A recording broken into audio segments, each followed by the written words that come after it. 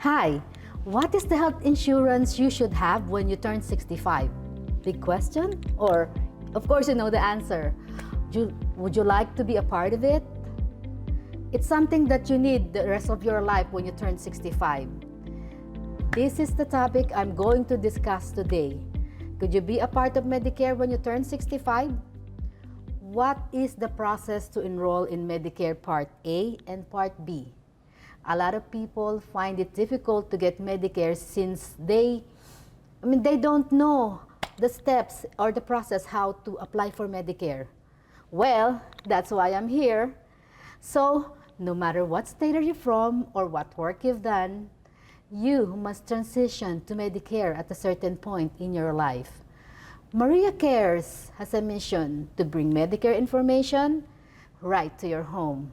My name is Maria Garcia, a licensed sales agent, and we are broadcasting here in the entertainment capital of the world, Las Vegas, Nevada. In this episode, I'll try my best to offer the various help available in the community that is necessary for you and your loved one. NAMI of Southern Nevada is giving us a chance to share the valuable services they offer. Today, it's a pleasure to have the local affiliate of NAMI Southern Nevada with their program director to share about the organization and the opportunities available for the community. For our Healthy Senior segment, I picked a 10-minute video so you can get up the chair and do some wiggle jiggle. This video will make you dance to the 50s, 60s, and 70s music. So, stick around for MariaCares, a senior info guide. Let us join hands to a better health.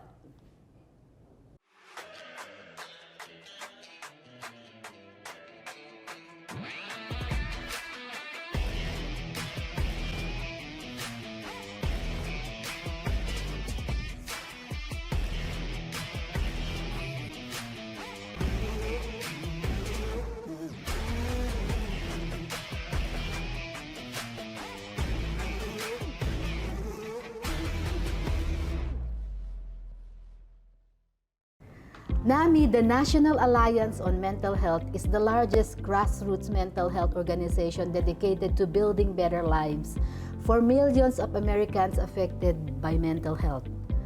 What started as a small group of families gathered around kitchen table in 1979 has blossomed into a nationwide leading voice on mental health.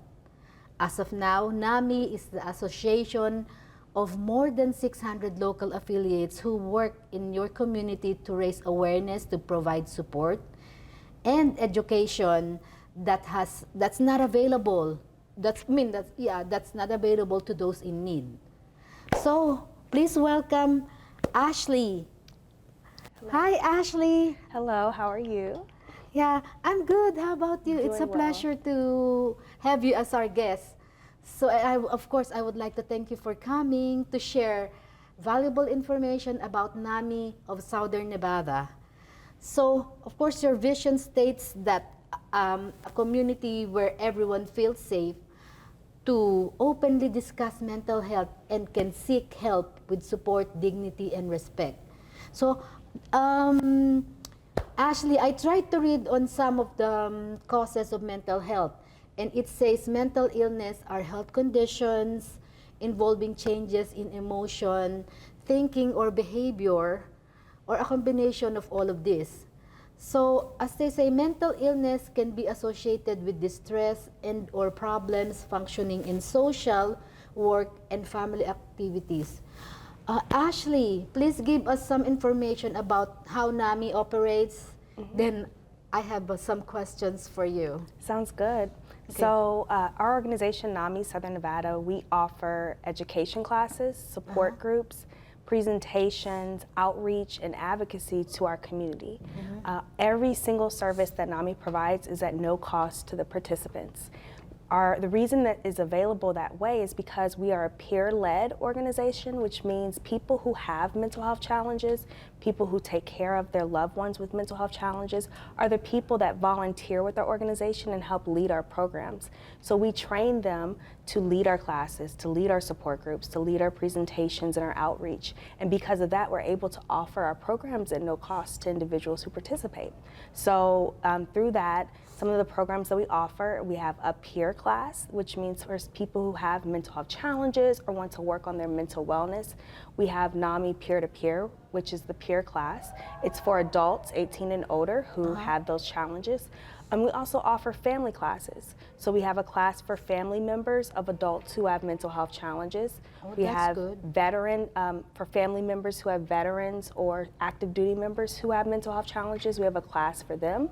We also have a class for families who have young people who are showing signs of mental health challenges. So they can take our NAMI Basics class and learn how to better support their loved one, navigate the systems, and be able to take care of themselves. Because a lot of family members who have loved ones with mental health challenges, they don't take care of themselves as much. So we offer those classes, and in the same way we offer support groups. Our support groups meet weekly or bi-weekly, and it's an opportunity for people who have mental health challenges to just talk with other people who have those challenges and to hear from their experiences, to learn how to be successful in their recovery, and to also help another person.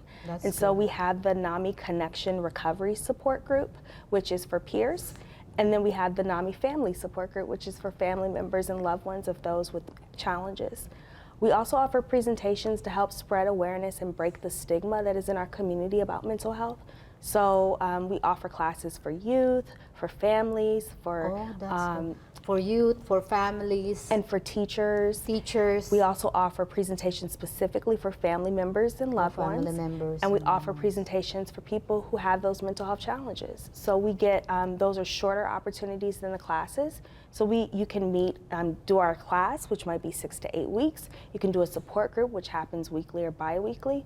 Or you can do our presentations, which last about 90 minutes. And those are some of the opportunities. The final thing I'll share that we have, are we offer support through our helpline and our warm line.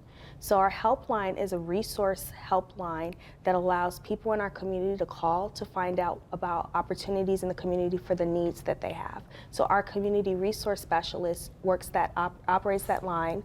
And so if someone needs help finding treatment in the area or finding services, then they can call our helpline resource, our resource helpline.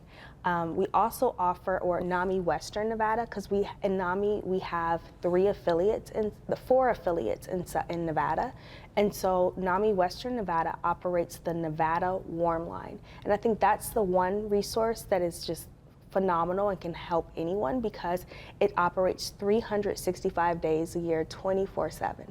So 24/7, 365, a person can call the warm line and talk to a peer support specialist, which is someone who has been trained to help other people who have mental health challenges, and they can call as many times in the day as they need. Good.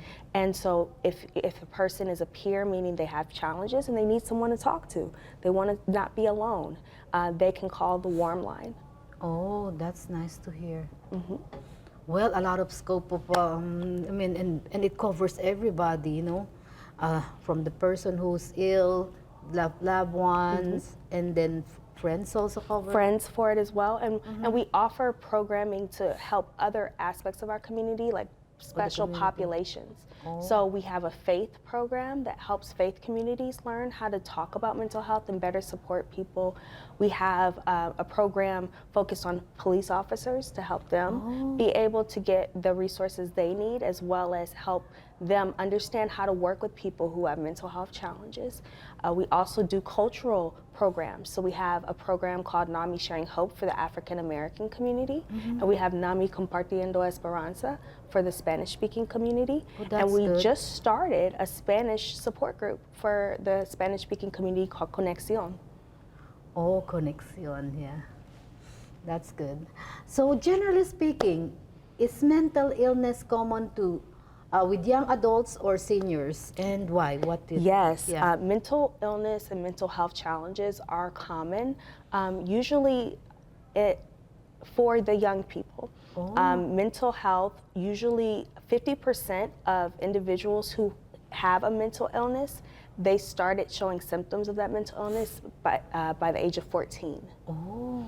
And by the age of, I believe it's 18 to 25, 75% of people show signs of mental illness at that age. So young people are the ones showing signs, and if people do not know the warning signs of mental illness, they may miss that a young person is showing those signs and may not get them the help. Because even though our young people, 1 in 5 youth have a mental health condition. 1 in 5 youth have a mental health condition. So, but the problem is only 50% of them get treatment. So that's half of our youth who have mental health challenges are not getting the treatment that they need.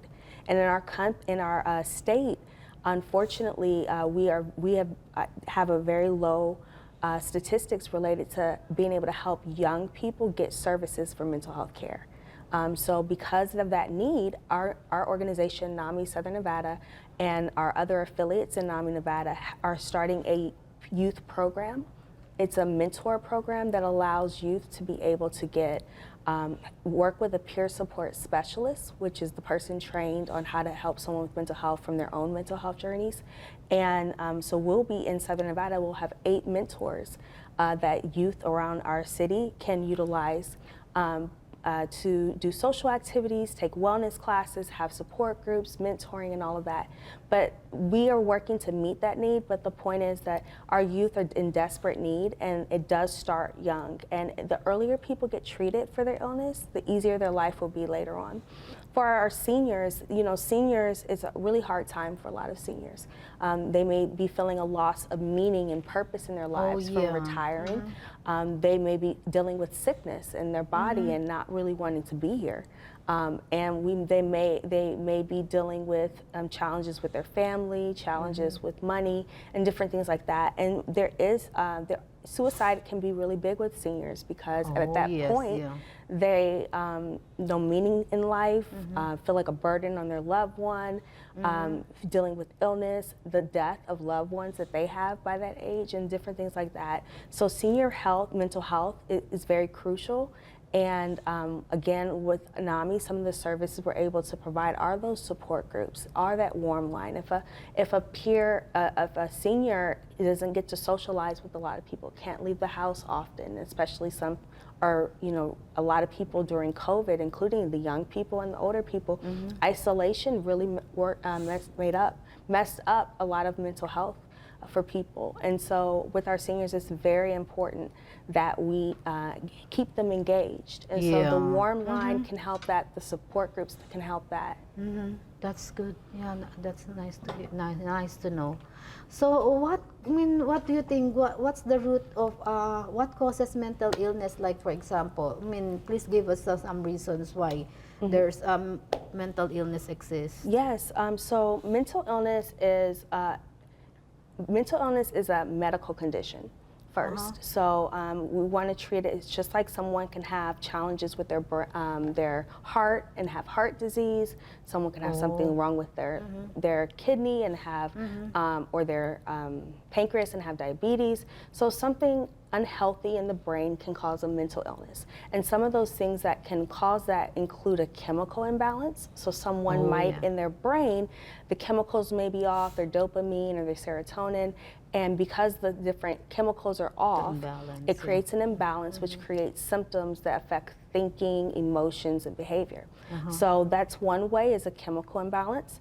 Another way is environmental factors. So it might be trauma that has occurred to someone through family or an experience that caused their brain chemistry to change a little bit, and now that they're experiencing signs of depression and anxiety and fear and trauma. So the environmental factors can play a big role to it. And then the third is an injury can cause it. So sometimes someone may have a brain injury, they fall and hit their head, or something happens, that injury can end up creating some mental health challenges in their brain as well. Yeah, and you know what? I read in the news, there's also one thing wherein there's this like 18-year-old who just finished high school, and he shot himself. You know what? The family found out he's been like worrying, thinking, because he saw something like he was sent a video, a nude video, and then what they did, they asked him for to come up with the nude video too. And then what happens is they're trying to extort money. And then the thing is the kid got crazy and don't know what to do, cannot tell to the parents. And know what he did? To the bathroom, they heard the shot, and he shot himself. So there was blood all over the tub and the floor because of that the situation. But that's why it's not just this thing, wherein it's also now it's there. People, these young people got so much influence by the social media. Yeah, social media. Yes, that is actually, there are people doing a lot of research on the effects of social media on mental health, especially in young people. It is a very, honestly, I know from my own story, a part of why I work with NAMI is because I have my own lived experience. I am a person that has mental health conditions, and I have 6 family members who have mental health conditions. Oh, so it's genetic too? It's genetic. Oh, thank you for saying that. I did forget that part. That's a huge part, because the 4 mental health conditions I have, my mother has the same 4. So yes, that's another factor, is genetics. It's a huge factor. It doesn't mean just because one person has a mental illness that their child will, but the likelihood is high because of the genetics. And going back to social media, it's a huge thing because a lot of times what's on social media is not reflective of reality. So sometimes we put, people put things on social media that makes them look like life is all well, and another person, especially a young person, looks at it and compares their life to what they see on social media, and then they end up feeling even more depressed because they don't have that life, or feeling and isolate themselves and have unrealistic expectations of themselves. And there has been suicide based on that. And that's what I know. When I was young, I was 12 years old when I had a suicide attempt. And that was based off of being bullying. And now people are not only getting bullied physically in person, but they're getting bullied on social media. Yeah. So that cyberbullying is also a large impact on youth mental health and can lead to suicide as well. Yeah, but you know what, going back to your situation, good thing, here's the thing, you're a good example, and in fact you are a director with NAMI. The thing is, you just have to face it to be able to get a cure, not just live with it and just you go down the drain. Not like if you analyze yourself, accept it. I believe, there's always a treatment. Yes. There's always just like you. You were able to just accept it and analyze it's so what's the root cause is genetic. So, you have to deal with it, and you have to face it, and you have to find treatment that's available, just like NAMI. It's available. That's why you're here. I invited you. I said this is an important topic and an important service to the community, that they can come in the open, they can approach you, they can approach other benefits.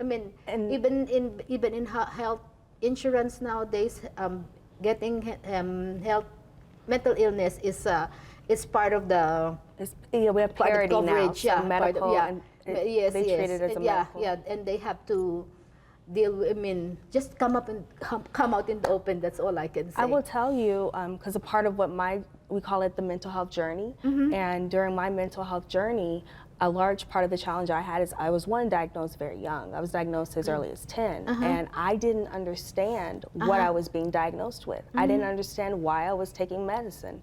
And that's what's special about NAMI, is we do the education classes that allow people to learn what are mental health conditions, what are the different ones, what are types of treatment, what are types of therapists or types of medical professionals that treat mental health conditions. But when I was younger, I wasn't educated. So I didn't understand why I was taking medicine, why I was having the problems I had, so I wouldn't comply. I wouldn't take the medicine like I should because I didn't understand. But the large part, education and awareness, stigma is real. So people don't want to talk about mental health because they are fearful that they will be labeled. If they indicate that they have mental health challenges and get diagnosed, they're scared of the label, they're scared of how they'll be treated. And even in my own family, there's a lot of stigma. My family, there's we pray about it because we're in faith, and it's just you're sad, you're depressed, pray about it. And if you are anxious, if you're anxious, then you don't have faith because you're not trusting in God and things like that. Or we see mental illness as a weakness. So we see the person with the mental health challenge as they're lazy, they just are trying to get away with doing nothing. They can, just trying to get on Social Security and have someone take care of them. And that's not the case for most people.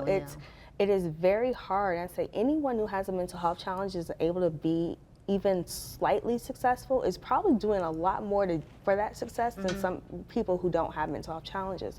So what helped me, one was education, my mom's support, my mother helping me learn about my illness, helping me learn how to navigate the system to get doctors and medicine, how to interview my doctors and make sure they're a good fit, helping me keep track of what's going on, my symptoms, my side effects. Her education and her support led to my acceptance. And that acceptance led to me being active in my own recovery. I started going to the doctor, so I took medication. I take medication for mental health challenges. I see a therapist. I do coping strategies, which include journaling, doing crafts, and doing something, and finding meaning, volunteering, and doing things like that. And so those are parts of my recovery journey, and it's what led me as I started with NAMI as a volunteer. And then I moved into program coordinator, and now I'm program director. But a large part of that was through education, support, my mom's advocacy for me, and that's what NAMI provides. We provide education, support, and advocacy for those impacted by mental illness. Oh, that's good to know. So, I don't know if I was able to cover this question, wherein how does your organization create a solution in the growing mental health illness? So, yes. Yeah. So one big thing, because I've already talked about the classes, I've talked about our support groups, I've talked about our resource line and our warm line. Yes. Another way that we are able to create a solution is through our advocacy. So NAMI National, because NAMI is a national organization, and we have state organizations, and then we have our affiliates, which operate on the local level. Our NAMI National organization, they are involved in policy on a federal level. They're engaged, have you heard of the new 988 number? So 988 is a number that someone who is in mental health crisis or experiencing suicidal ideation can call 988, and they get in contact with a crisis interventionist who will talk with them and help get them the help they need, direct them to the right resource. This is really important because with mental health challenges, people have been calling 911. So let's say someone's loved one is having a crisis, they call 911, and what might happen is that person, the police come and they might arrest the person and take them to jail, or they may take them to an emergency room and they get institutionalized, or they may just leave the person there. But because those police officers are not trained to do behavioral health intervention, that person may not be directed to the help they really need. And then it overburdens the hospitals, it overburdens the jails, it overburdens the families. So there was a huge advocacy movement that NAMI was at the lead with helping. And we were able to pass legislation where every single cellular phone, every single telephone plan now has where if you type the numbers 988 into your phone, you will get access to a crisis interventionist who works for them, and they will help get you the mental health help you need. They will help de-escalate the challenge that's going on and identify if someone needs to come mobily to come get you, or if you may be directed to another service. Yeah, folks, here's the thing. If you call 911, then they put the person to jail or put them to another place wherein they don't belong. I mean, you're not helping because you're putting them to a situation they will get worse. Right. Because that's not the issue. The issue is they need mental health. That's it. So 988 Correct. is the number. Now, if it's life-threatening, where the person maybe has a gun and may hurt someone around them, 988 may be the most pertinent one because that is the life-threatening danger. But the 988, if someone's having a mental health crisis, they're having suicidal ideation, or Yeah, for those main reasons, but that 988 is the best option. So NAMI has been a part of advocating. And we're currently, our Southern Nevada and NAMI Nevada state organization, all of our state affiliates are working now to try to get policy to help fund 988 more. Because it's great, now the phones call 988, but you have to pay for the mobile crisis team that comes physically to your place if they find that you do need to be treated by a professional. And we have crisis response units, or not crisis response. There's services that they could take you to, like basically like a hospital for behavioral health. So we're still advocating right now for that funding. So yes, we have 988, but there needs to be more money put into it so we can develop some more of those things. That's an advocacy push. We've had advocacy for housing. People who have mental health challenges may not be able to work, and they may not be able to afford a place to live. And it's very hard to say, go to a doctor, go to your therapist, take your medicine, if you don't even have a roof over your head. So trying to find housing. The more you get worse. Right. So we are advocating for supportive housing, which allows people with mental health challenges to be able to live in a place that offers case management as well, that helps them get on their way to recovery if they can't afford housing but need to work on their health. Their mental health wellness. We're looking to try to get legislation passed that will pay towards supportive housing so that people who have those challenges can be supported and have a real chance at recovery. Wow, that's good. Wow, there's good to know that 988 number. Yeah, because I mean, I know they're putting the person to more danger if they call 911. So. Oh, I think you already mentioned this, so, but let's repeat it. What programs do you have? So we have our education classes, our support groups, our presentations, different outreach programs like to faith communities, teachers, police officers, Spanish-speaking, African-American, different. We also have our support lines. So we have the warm line, the resource line. We even have a teen text line. So NAMI Western Nevada, NAMI Western Nevada is the affiliate that operates it, but it's called the Nevada Teen Text Line. It is for individuals who are 14 to 24 years old. And they can text this line, and I can tell the number at the end if you like, but they can text that line. It's offered also 24/7, 365, so a teen can text this line and be able to talk to a young adult who is a peer support specialist. So that peer support specialist has been trained in crisis, trained in mental health support, and all of that, and they can text and not feel alone. That's nice to know. Yeah, so I mean, anyways, we can repeat this. What resources do you have for the community?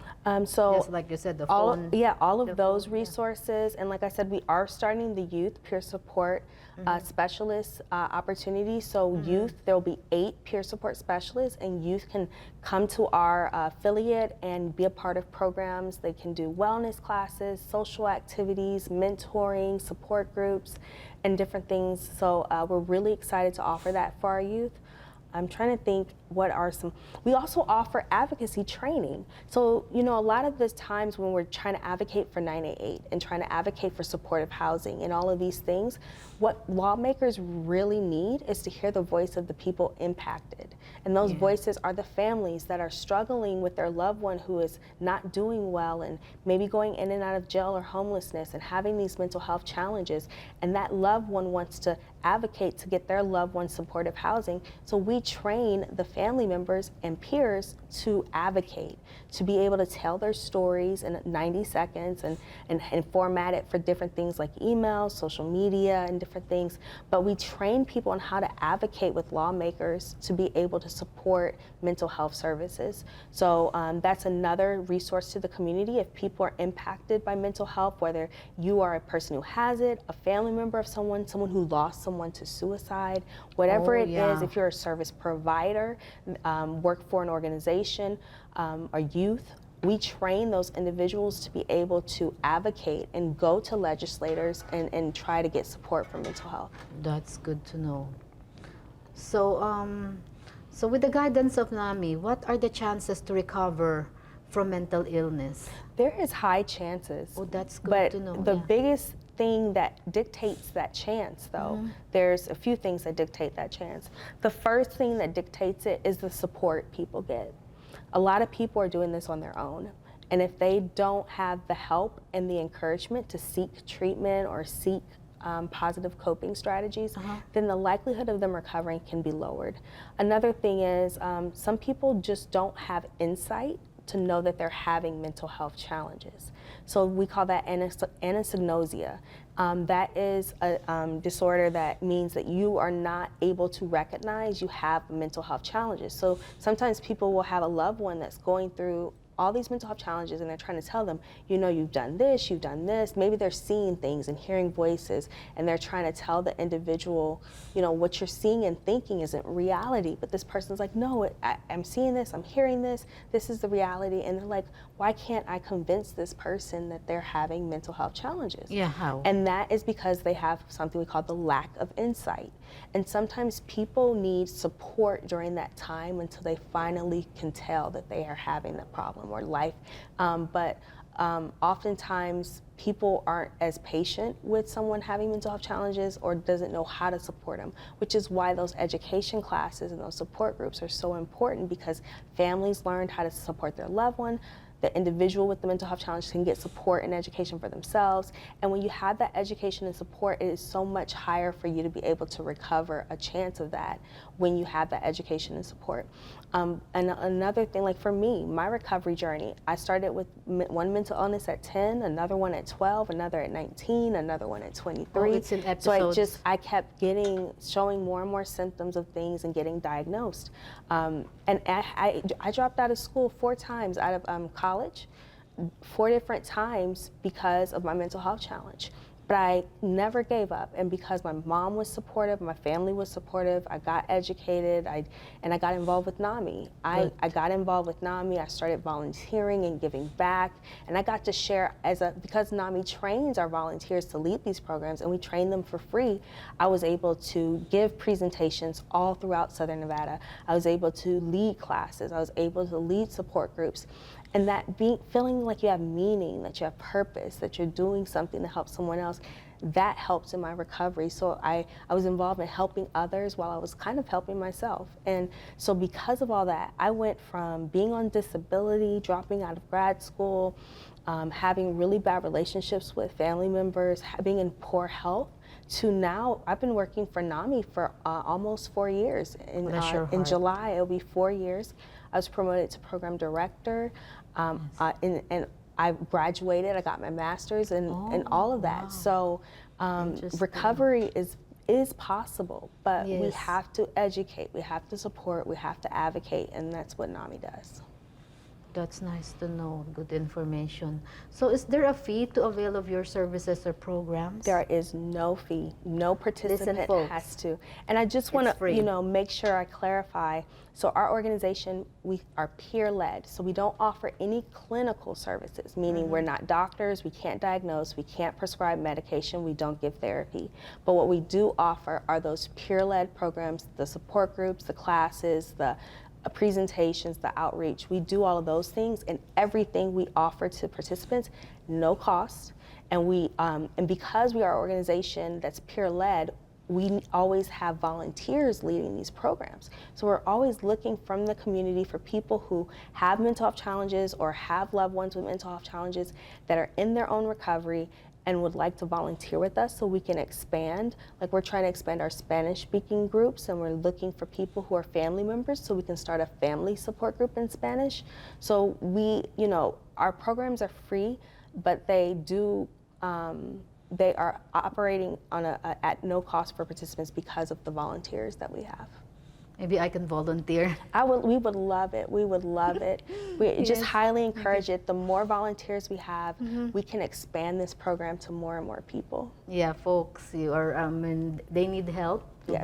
They need volunteers. So and we'll let's all train join. them. Yeah, let's join NAMI and let's help the people. You never know. It's your family, a friend that you can help as well. And of course, it's a peer base, so it's just meaning you offer them friendship, just have a similar experience. To listen to them, so that they just need somebody shoulder to cry on, so sort of. So do they have to schedule an appointment to avail of your services, or they can just walk in to your office? So we do. We currently, our office is physically open Monday through Thursday. It's at 2820 West Charleston Boulevard, Suite 19. Anyone can walk in on Monday through Thursday from 9 a.m. to 5 p.m. Once we are working to start wellness classes, things like yoga and drawing, painting, and different things like that. So when we start offering those programs, we'll have that activity. But at the moment, we do offer 3 support groups in person that people can walk in on. The English-speaking peer support group, NAMI Connection Recovery Support Group, that group is offered every first, third, and fifth Wednesday from 6 to 7:30 p.m. And we offer at the exact same time as the peer group, a family group. So people can come, the family member and their peer, they can come together, come to our office on those days, and they go to their separate support groups. So the families are in one group, the peers are in another group. Oh, that's good. And that happens every first, third, and fifth Wednesday from 6 to 7:30. And we're offering our Spanish NAMI Connection peer group. That Spanish group is on every Tuesday from 6 to 7:30 p.m. at our office. So anyone can walk in for those support groups. Like I said, you can walk in to talk with our staff. We recommend calling and setting up an appointment. That way you can talk with the person you want to talk directly with and not wonder if that person may or may not be in the office at that time, as we are on just to make sure, right. Yeah. So if I'd recommend calling our office just so that it allows you to know if the person that you need to speak with is going to be available on that day. That's to know. Yeah, so I noticed NAMI is nationwide. Overall, who runs NAMI? So NAMI, we are a nonprofit, and we're ran by our national organization. We have a CEO, a whole bunch of leaders, and like I said, with NAMI, we're broken into 3 levels, which are the national organization, the state organization, which is NAMI Nevada, and our different affiliates, our local affiliates, which we are Southern Nevada here in this area.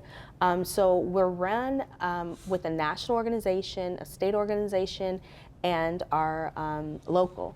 Every single organization has a board of directors. So our board of directors govern each of our local affiliates, our state organization, and the national organization. So we're a nonprofit ran by our governing board is a board of directors. That's how we're run, and we also have paid staff and we have volunteers.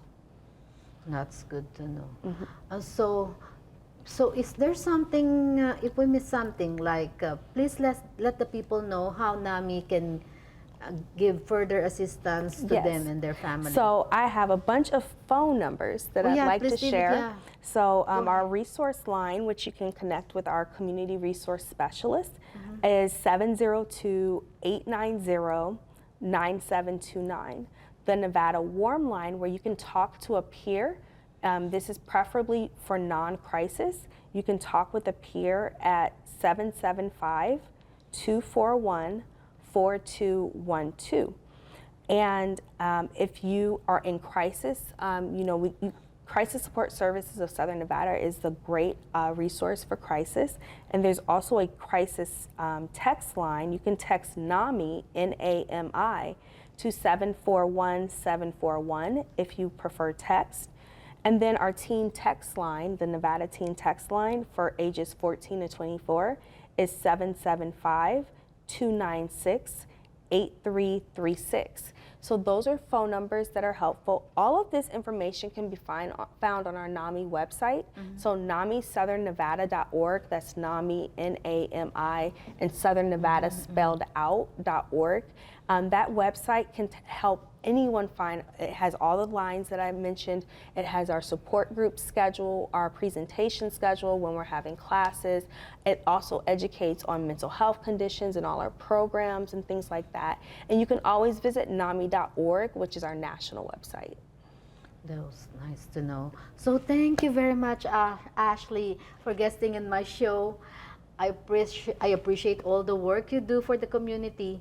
So I noticed you have this walk this coming Yes. October, so I would like to give you the chance Yes. to invite the Oh. people to join. I'm so grateful for the opportunity to talk about our walk. So NAMI Walks is something that we're doing nationwide on October 7th. Nice. So so many affiliates are currently working on having that walk on October 7th. There's still, the committee is still working on the location. So we're just gonna first ask you to save the date. So the date October is 7th. October 7th, 2023, NAMI Walks. We will be having in the state of Nevada 3 different walks going on. I think it's 3, that's it might be 4, because we're started a new affiliate called NAMI Northeastern. So I think there may be 4, but I know there are 3, and we'll have one in Southern Nevada. So you can always visit our website at namisouthernevada.org to learn more once the location is confirmed. That's good to know. If you already have a flyer, please send it to me so we can Yes, I'll check for the advertise save and the then, date, and yes. we'll send Oh, that's that. good. And Yes. we're so excited about it. It's the way, again, we offer all our services at no cost to participants. We train all of our volunteers at no cost to them. So how we're able to run is through fundraising, grants, membership, and donations. So that NAMI Walks is gonna help our whole state be able to fund the services we're providing to people at no cost. So we are looking forward to people getting involved, helping us raise some money, enjoying the walk, being healthy, and just having fun with each other. That's good to know. Yeah, I will join. How many miles? But might be. I don't know, but I'm with you. I don't want it to be too many miles. Yeah. I don't want to get hurt trying to walk. Yeah. But that's why it's also in October, so we don't have to worry about it being so hot. That's good idea. Yes. Yes. Yeah. Otherwise, oh my gosh. Yes, I could only do maybe 2 miles. Honestly. Yes.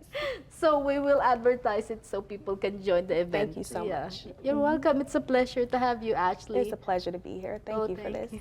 I hope we can invite you another time. Oh, before the event in Yes, October. before the walk, we would so you love can it. advertise here. Yes. And again, we can educate people about NAMI. Sounds wonderful. Thank you. On my last 2 episodes, I cover Medicare. Today, let's discuss some key takeaways that will guide you on your journey to Medicare. And this is very important. This is a refresher for you. So, for example, actually, not example, it's my first slide. So, it's all about income. Take note, income does not affect your eligibility, but it does affect how much you will pay for premium. So that the reason why you already satisfy your 10 years contribution to Medicare taxes, and that's why you don't have to pay. And for Part B, as a legal resident for 5 years, then you are eligible to get Part A and Part B, wherein Part A is about income, it's about work history for 10 years, and then Part B is about residency. So, however, you will pay a higher premium based on your income bracket. For example, to determine your 2023 income-related monthly adjusted amount, it will be based on the 2021 and 22 taxes they worked 2 years back. So, for example, you sold the house, and then that's a year prior. Then you will notice that your Medicare premium went up. Why? Because it's income-based. So that's a huge markup to your income. So just like I said, for example, your monthly premium for Part B is $164.90, but it can go up to $395, and for Part D premium, as much as $76.40. So you won't pay extra for Part B or Part D if you earned a maximum of $97,000 or less as an individual, or $194,000 or less if you are joint filer. But of course, if you sold the house and you profit, of course, that it's considered a profit, especially when you have equity in the house. So for example, individuals who made $100,000 in 2021, you will pay $230 per month for Medicare Part B in 2023. The added charge is known as Income Related Monthly Adjustment Amount, or IRMA. Okay? That mean if you say, oh, that's IRMA, that's the meaning. The Social Security Administration determines your IRMA based on the modified adjustment gross income on your tax return. If the Social Security Administration finds that you owe a higher premium, the agency will mail you an IRMA letter to let you know that your new payment amount for those for that year. Because of course, just like I said, the previous 2 years will affect your Medicare premium. So now let's go to slide B. So slide B is if you are not receiving Social Security benefits, you must enroll manually. People who retired early are automatically enrolled with Medicare, and they will get their Medicare card months before they turn 65. However, if you are not retired, then you can sign up for Part A when you first became eligible for Medicare, beginning with the initial enrollment period, which we call IEP for short. They only want to get their Part A you only want to get the Part A if they have employer coverage and they can enroll with Part A. At a later date, depending on their circumstances, of course. So you can enroll in Part B depending on your circumstances. But if you are employed, I would suggest you get your Part A. It's premium free and you already have your Medicare at hand. And you can already apply for Part B anytime if you lost your employer coverage for some reasons. So now let's turn to slide 3. Medicare is automatic only if you are receiving Social Security benefits. Again, people who retired earlier than 65 is automatically enrolled with Medicare when they turn 65. When you are already receiving Social Security benefits, you will get your Medicare card in the mail months before you turn 65. So I have this client wherein at least since he was enrolled in Medicare, in 4 months, the Social Security already Medicaid. He was on a low income until age 64. And then 4 months prior to turning 65, Medicare already sent him his Medicare card. So watch out if the system automatically generates your Medicare card once you are already receiving benefits. Okay, let's go to slide 4. This is about premium. Medicare Part A is premium free to those who qualify. Medicare Part B has a monthly premium. So Part A is hospital insurance and it is zero premium for most people because they or their spouse paid Medicare taxes long enough while working. Generally at least 10 years. Medicare Part B is the medical insurance side, and it helps cover for services from doctors and health providers like outpatient care, home health care. Please take note, not long-term care, home health, wherein a nurse comes to your house, check your vitals, your BP and everything. So durable medical equipment, you have this 20% copay with wheelchairs, walkers, hospital beds, and other equipments. If you are a legal resident for 5 years, you are entitled to Part B, and it has a monthly premium of $164.90 for 2023, and this is for most Medicare beneficiaries. We go to slide 5. This is about enrollment. I tried to just piece them together just to make sure that you have a focus on enrollment. There are different types of enrollment happening in a Medicare 1 year, in a year rather. So a lot of people are not aware that there are different types of Medicare enrollment happening in a year. I myself, I'm not aware that when I started to become Medicare sales agent, well, I didn't know that there are actually 6 Medicare enrollments. So there's IEP enrollment period when you're turning 65. There's the GEP when you miss to enroll when you turn 65, and it happens every January 1st to March 31st. So if you miss to enroll when you turn 65, you have to wait for the GEP, which is a general election period. Otherwise, if you send a letter since you wanted to apply for a Medicare, no, they will not entertain you, because they will say you have to go back January 1st to March 31st. And then we have SEP, which means Special Enrollment Period. It's another enrollment, and you can use this type of enrollment if you lost your employer coverage, change of status from single to married, and like you lived abroad and you were going to live permanently in the United States as a retired individual. So now let's go to the next slide. So you can still get Medicare even if you never work. It will likely be more expensive and depends on your spouse's work history. So the non-working spouse is entitled to Medicare health coverage since the contribution of the spouse made is extended to your spouse. However, if the required contribution for Medicare Part A is not enough, then you must pay for Medicare Part A plus Part B premium. So for example, to qualify, you have to contribute 10 years or 40 quarters.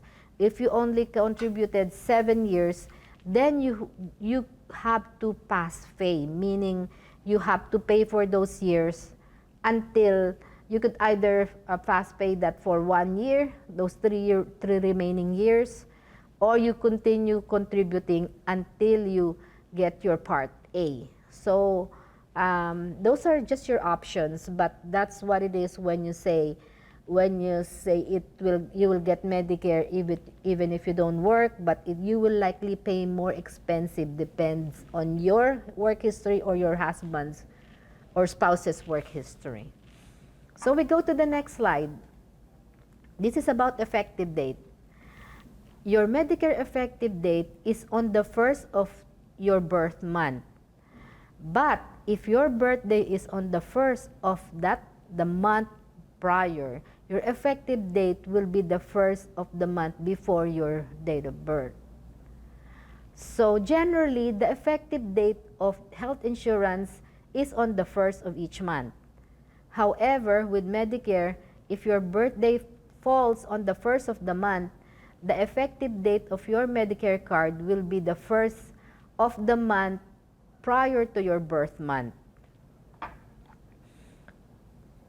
Let's go to the next slide. So, when you enroll during the GEP, which is the General Enrollment Period, your effective date will be the first of the month. So, GEP is for people who were not able to enroll when they turned 65. GEP happens every first quarter of the year, and it is from January 1st to March 31st. In the past, when you apply during GEP, the effective date will be in July. This 2023, CMS changed the rules of having the effective date to be the following month after you applied for Medicare. So they made it easier and simpler for you to get coverage. Then we go to the next slide. You can get Medicare Part A or Part B depending on what you qualify for. Well, people are not aware that they can avail of their Medicare Part A or Part B. Medicare Part A is about your contribution, and once you satisfy the 10 years Medicare contribution, you will get Medicare Part A. Medicare Part B is about your residency. Take note. So, actually, they can be standalone, one or the other. So, if you have a legal resident in the United States for at least 5 years, you will qualify to get Part B. If you have the 10-year Medicare tax contribution plus you are a resident of the United States for at least 5 years, then you will get Medicare Part A and Part B. Okay. Now let's go to the next slide. A disability lasting for more than 24 months is considered permanent disability and will be entitled to Medicare. So you will automatically be enrolled in Medicare once you receive Social Security disability benefit for 24 months. And lastly, you can enroll 3 months before your birthday, on the month of your birthday, and 3 months after your birthday. This is a total of 7 months for you to enroll in Medicare. If you would like to get your Medicare coverage on time, you can enroll earlier, and that will be 3 months before your month of birth, unless your day of birth falls on the first day of the month, then you must apply another month in advance. Folks, well, if you miss any information, you could visit MariaCares Senior Info Guide on YouTube, Vimeo, Facebook, and Roku. Another hour had passed. I would like to thank you for spending your precious time with me. Until next week, I'll see you for another episode of MariaCares Senior Info Guide. Take care of your health. That's the only one you got. Thank you. I look forward to be a part of your Medicare journey. Bye-bye.